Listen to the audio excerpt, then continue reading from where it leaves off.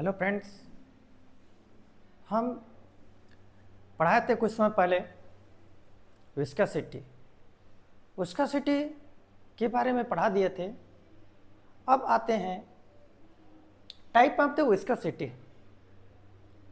Type of the viscosity में to type viscosity होती है, एक डायनामिक विस्कोसिटी, दूसरा होता है काइनेमेटिक विस्कोसिटी।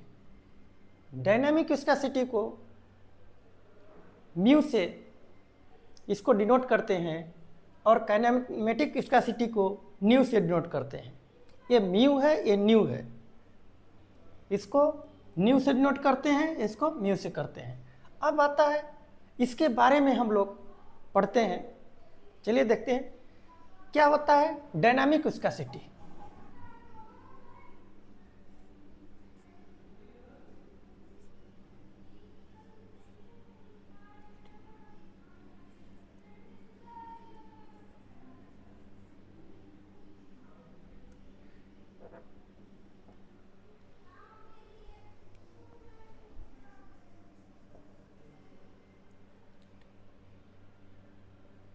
ये गलत लिखा हुआ है,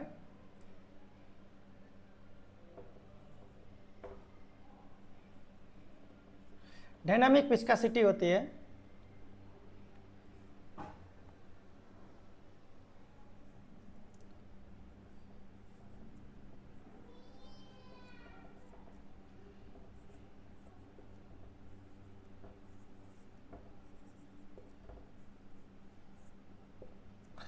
ये डायनामिक विस्कोसिटी क्या होता है, इसको हमें क्यों जरूरी पड़ी आप समझेंगे। जैसे आप लोगों का सिंपल एग्जांपल मैं दे रहा हूं। जैसे टरबाइन होता है, टरबाइन जब होती है तो उसमें क्या होता है, एक जनरल बेरिंग होती है। जनरल बेरिंग के ऊपर जो शाफ्ट होता है मूव करता है। जो टरबाइन का जनरल बेरिंग होती है उसके ऊपर शाफ्ट मूव करता है। शाफ्ट और जनरल बेरिंग के बीच में टर्मिनल 46 आयल को डालते हैं। जब टर्मिनल 46 को आयल को डालते हैं तो क्या करता है, आयल को मैंने बताया कि कहीं पर भी आयल जो होता है वो लेयर बाय लेयर होता है। अब उसके बारे में देखिए, मैं अभी समझा रहा हूं।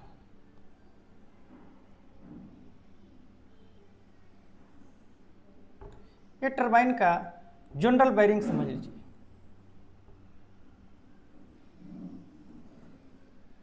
अब इसके बीच में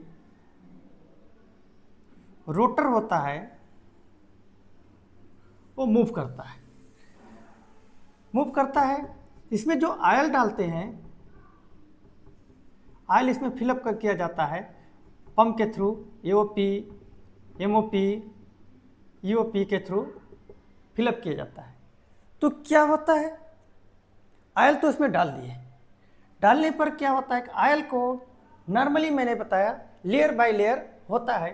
तो उसमें क्या करता है कि इसके नीचे के जो जनरल बेरिंग में जो टच में आयल होता है और ऊपर शाफ्ट में टच होता है, दोनों के बीच में वो क्या करता है, एक रिलेटिव मोशन होता है।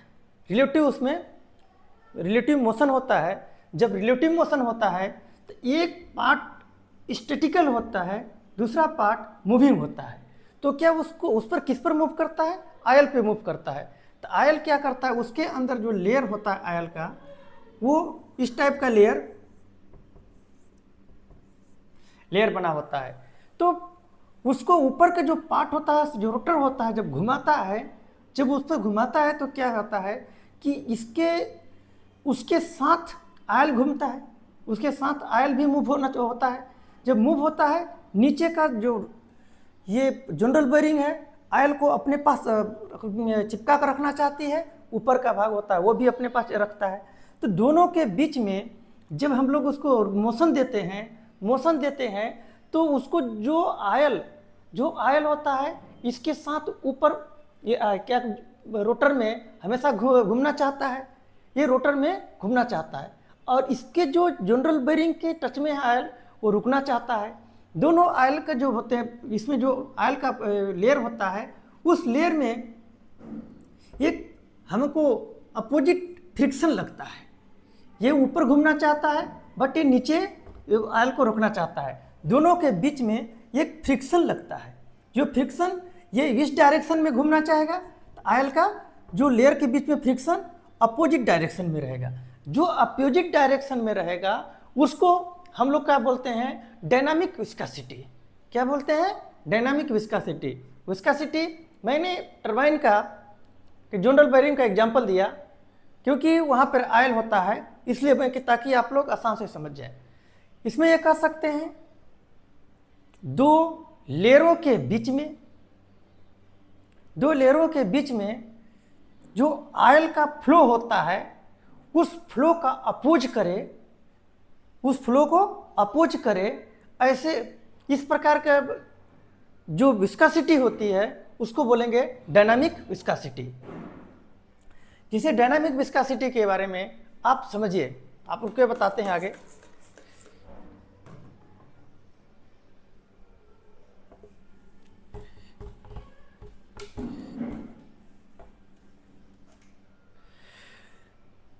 डायनामिक विस्कोसिटी क्या होती है उसके नाम से ही समझ जाइए। डायनामिक मीन्स क्या होता है, उसमें फोर्स को कंसीडर किया गया। डायनामिक मीन्स फोर्स को कंसीडर किया गया। अब आप लोगों को समझ आएगा इसमें क्या जरूरी होता है, फोर्स को कंसीडर करना होता है।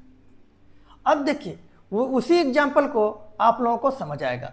डायनामिक मतलब फोर्स को कंसीडर करना और काइनेमेटिक मीन्स फोर्स को कंसीडर नहीं करना। तो देखिए जैसे यहाँ पे मैंने अभी आप लोगों को जनरल बेयरिंग का एग्जाम्पल दिया था, फिर इसको एक बार आप लोगों को ट्राई करता हूँ समझाने के लिए।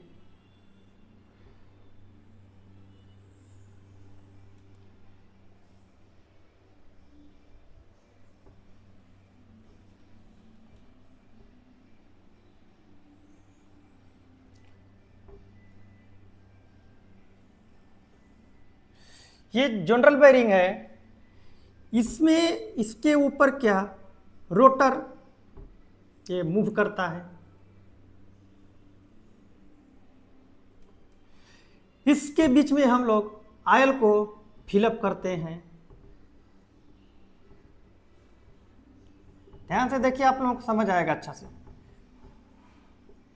इसमें ऑयल को फिलअप करते हैं तो ये कोड आता है फोर्स। ये डायनामिक मीन्स होता है उसमें फोर्स को जहां कंसीडर करे उस विस्कोसिटी में फोर्स हो। देखिए ये शाफ्ट भी स्टैटिकल है और ये बेरिंग भी स्टैटिकल है।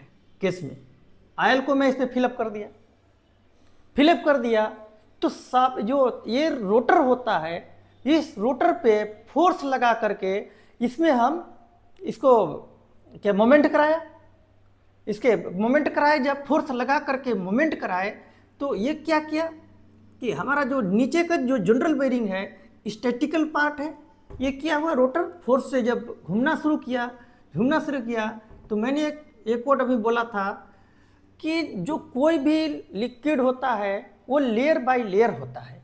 तो नीचे का जो टच में ऑयल के बेरिंग के टच में लिक्विड है वो बेरिंग में चिपक कर रहना चाहता है, जो शाफ्ट के टच में है वो शाफ्ट के साथ टच रहना चाहता है।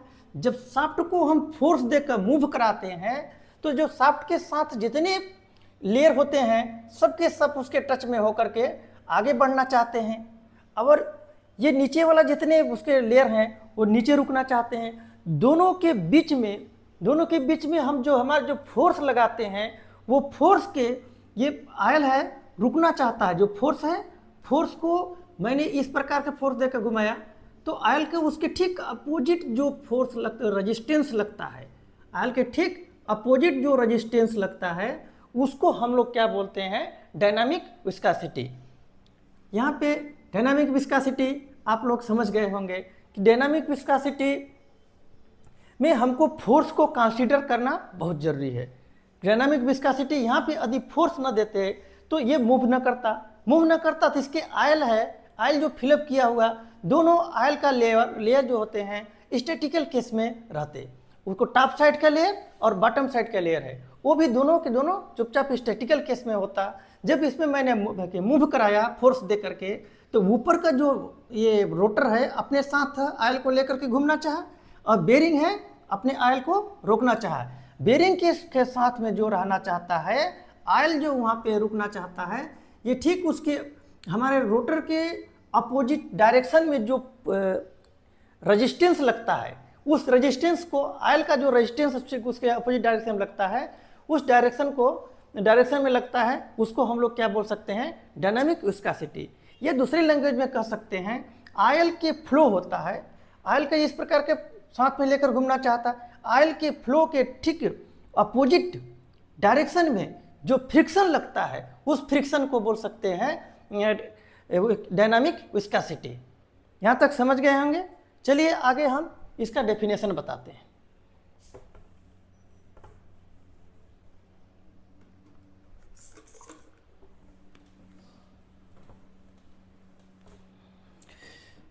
देखिए, डायनामिक विस्कोसिटी में फोर्स, शियर स्ट्रेस, इसको कंसीडर करना पड़ेगा। फोर्स कर सकते हैं या शियर स्ट्रेस इसे कंसीडर कर सकते हैं। इसका डेफिनेशन क्या होगा,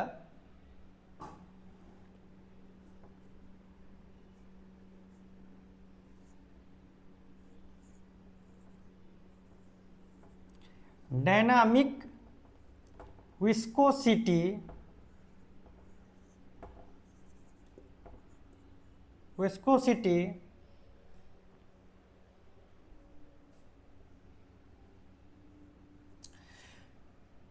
डायनामिक विस्कोसिटी क्या है?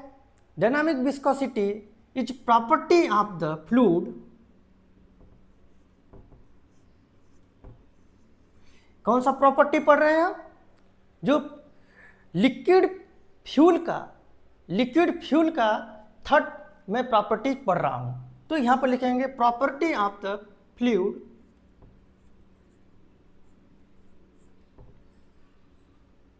प्रॉपर्टी ऑफ फ्लूइड क्या है? Dynamic viscosity is property of fluid का प्रॉपर्टी है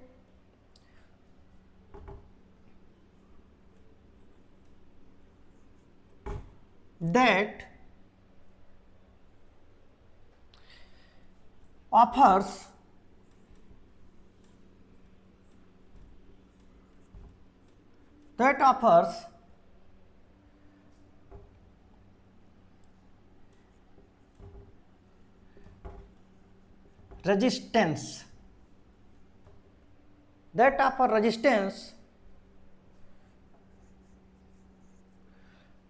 resistance to relative velocity.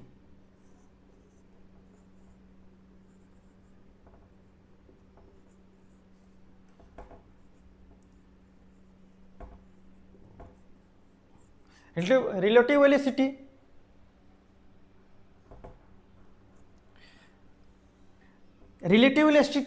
आप लोगों को समझ आ गया होगा। रिलेटिव वेलोसिटी क्या होता है? दो पार्ट वहां पर होता है मूविंग करने के लिए, या दो लेयर हो सकता है, जो या पार्ट हो सकता है, वो हमको रिलेटिव वहां वेलोसिटी होगी। Relative velocity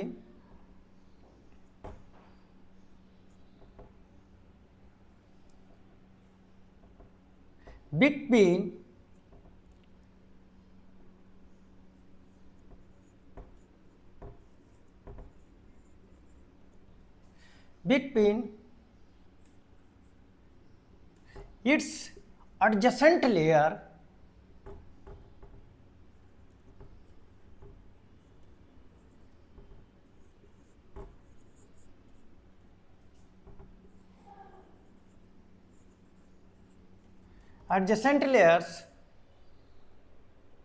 under.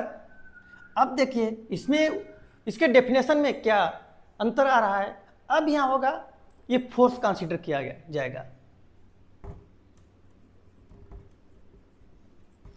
Under shear stress. Shear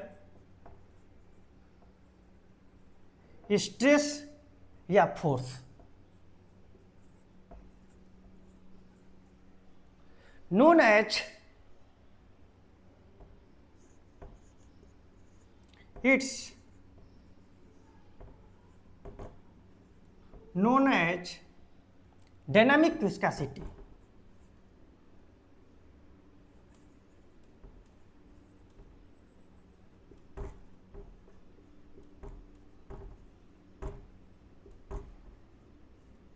Denoted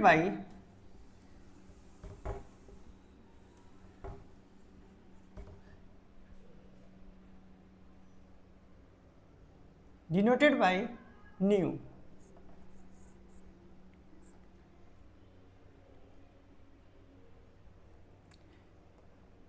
Its unit and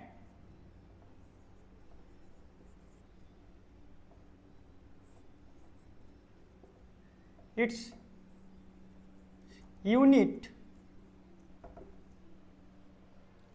SI system in SI system Pascal second, and in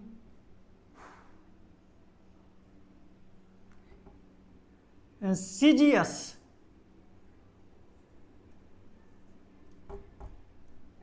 and in CGS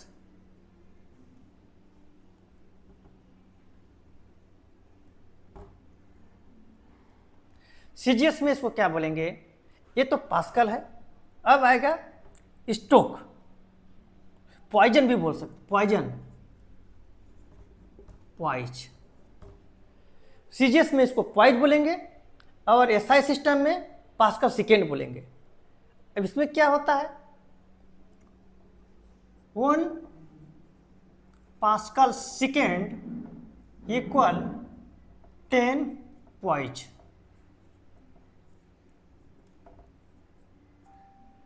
ये 10 पॉइज होता है।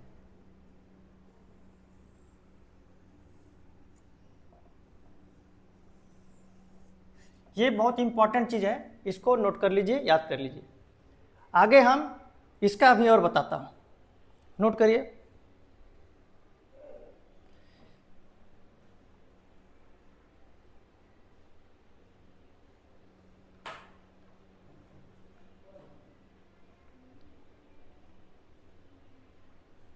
चलिए इसको आप नोट कर लिए होंगे।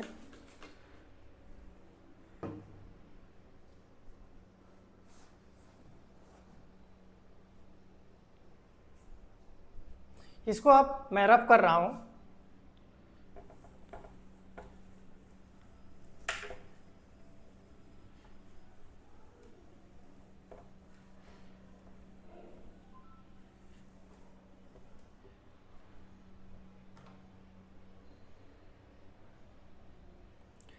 जो उसमें शियर स्ट्रेस लग रहा था, जो उसमें shear stress, under the shear stress लिखा था, वो क्या होता है,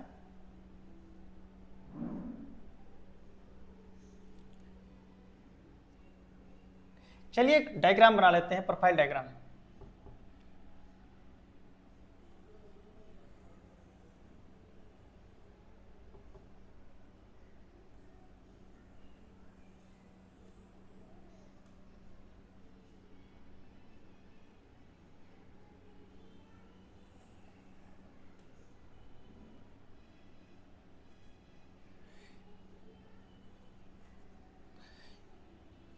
ये डिस्टेंस है y और one layer to another layer के बीच में जो फोर्स लगा करके हम लोग उसको फ्लो बढ़ा रहे थे, उसको, उसकी जो वेलोसिटी थी उसको v से डिनोट किए।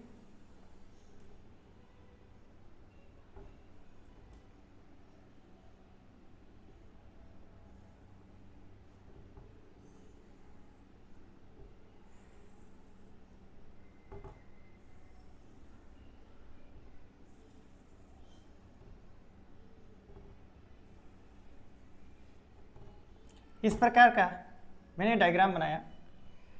अब आता है यहाँ पे इसकी वेलोसिटी, मान लीजिए u है, इसका चल क्या हो जाएगा,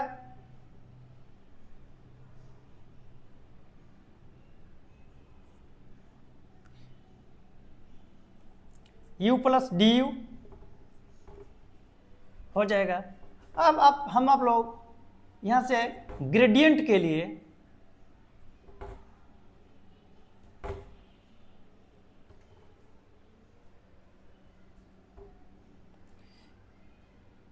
एक छोटा पार्ट कट कर लेते हैं।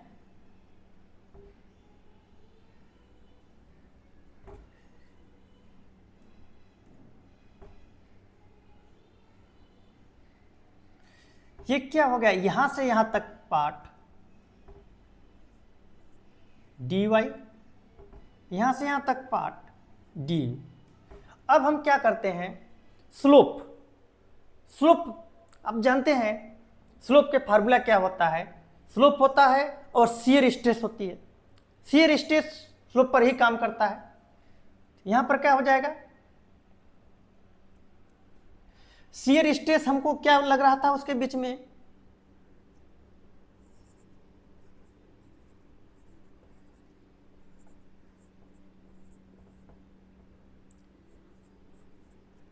शियर स्ट्रेस को टाउ से डिनोट किए, इज इक्वल टू क्या होता है,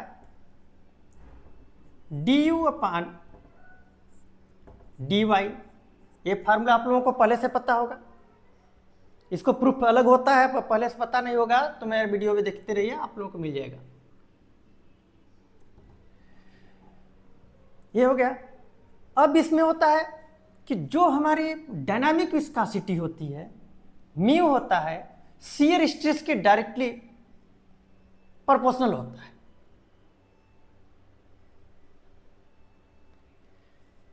या तो आप लोग इस प्रकार कर सकते हैं, shear stress directly proportional to D U upon D Y. इसे कह सकते हैं, ये जितना फोर्स लगेगा वो उतना ही तेजी से वो अपना उसको one layer to another layer के बीच में जो वेलोसिटी बढ़ेगा वो धीरे धीरे वेलोसिटी बढ़ती जाएगी, और फोर्स कम लगेगा तो वेलोसिटी कम होगा।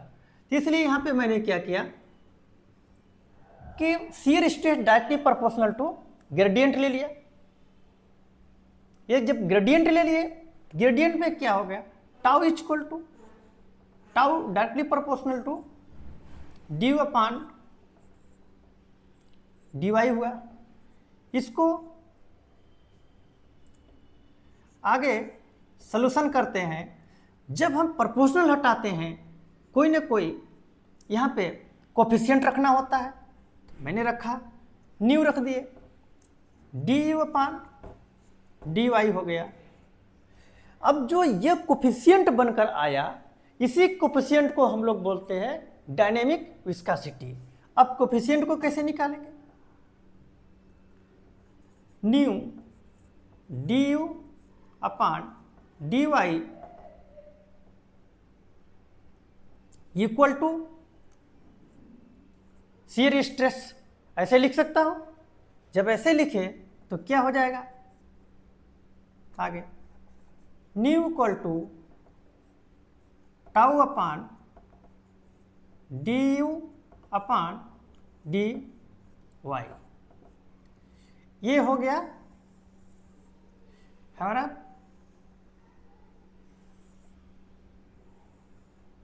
डायनेमिक विस्कोसिटी का, इसको फाइंड आउट करने के लिए formula. Dynamic viscosity find out करने के लिए फार्मूला हो गया। यहां पे अब होगा where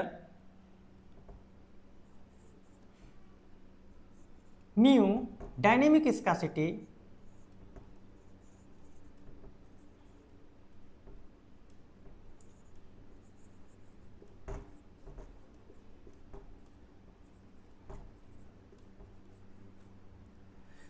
टाउ शियर स्ट्रेस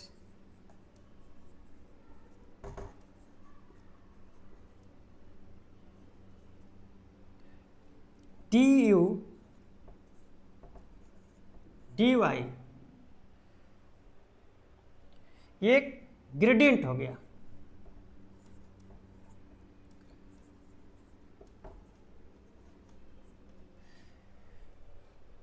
इस प्रकार का हम लोग, आप लोग नोट कर लीजिए, हमको क्या कर सके, हम डायनामिक विस्कोसिटी इस प्रकार के फाइंड आउट कर सकते हैं। हमको डायनामिक विस्कोसिटी पूछेगा तो इस फार्मूला को वहाँ पे पुट करेंगे और डी यू डी वाई का वैल्यू दिया रहेगा, शियर स्ट्रेस का देगा, तो हम लोग इसको आराम से फाइंड आउट कर लेते हैं। अब इसका आता है यूनिट। यूनिट क्या होता है?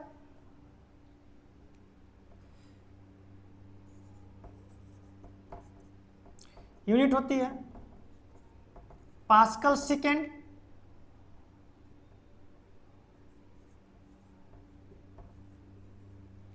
ये होता है एसआई सिस्टम में। एसआई सिस्टम में ये होता है सीजीएस सिस्टम में। इसका यूनिट होता है पास्कल सेकेंड और पॉइज होता है। यहाँ तक आप लोग समझ गए होंगे। यह वीडियो कैसा लगा आप लोग कमेंट करके ज़रूर बताइए, और नए सब्सक्राइबर को, जो नए सब्सक्राइबर होंगे, प्लीज़ सब्सक्राइब करके बेल आइकन बटन को ज़रूर दबाइए, ताकि लेटेस्ट अपडेट, लेटेस्ट वीडियो आप लोगों तक सबसे पहले पहुँचे। Please like, share, subscribe. Thank you, धन्यवाद।